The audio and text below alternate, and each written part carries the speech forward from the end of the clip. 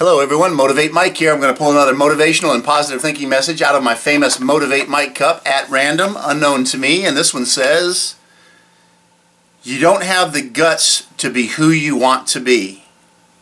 I saw that on the movie Scarface. I just love that one.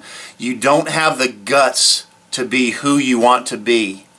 That was just my last video. I was just talking about, kind of relates to this one, about the, having a gift. If you have that gift, open it up and use it. But that was my last video that I did. But you don't have the guts to be who you want to be. What is it that you're hiding inside? You know who you are better than anybody else. There's only one expert on you, and that's you. I've talked about that too in other videos as well. I like that one. But you don't have the guts to be who you want to be.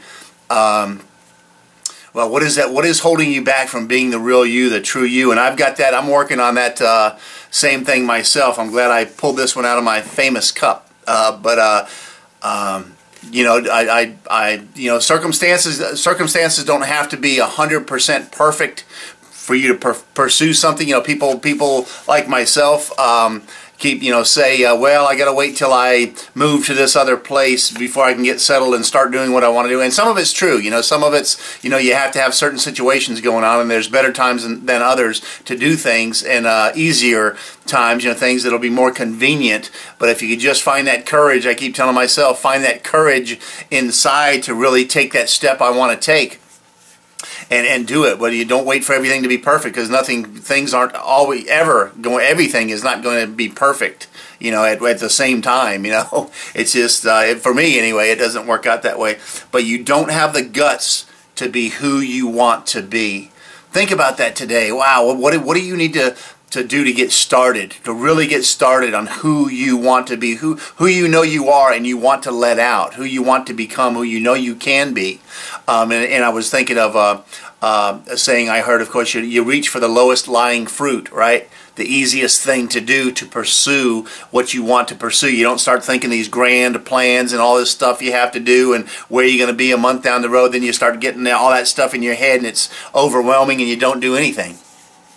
Right? But just go for that low-lying fruit, the easiest thing to do. And I always say, get out that pen and paper and write down the easiest steps. First, you have to contact this person. First, you have to learn that song you want to learn so you can get up on the stage at karaoke and sing that song. What are the first, just the minor, easiest, lowest-lying fruit that you can pick? What is the first littlest thing just to get started? And once you do that first step, the second and third steps will appear automatically. You might make 3 or 4 steps that you have to do, but once you take that first step, the second, third, and fourth steps you have written down probably won't be the second, third, and fourth steps you take, because that first step you take is going to define the next 2 or 3 that you have to take. Whatever comes from the first step. So think about that. All you have to do is take that first step and make it an easy one. Make it reach for that low-lying fruit. Don't go for the top of the tree and have to drag the ladder out of the garage and all that other stuff. Go for the lowest lying one. Just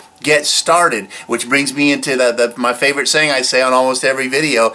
Get out there and just get started. Good things will happen to you. Click on the next clip and email me at motivatemike@yahoo.com, and I'll send you out a message that relates to a situation or a problem that you might be having. Be glad to put it on video for you. Click on the next clip and I'll see you there. Goodbye.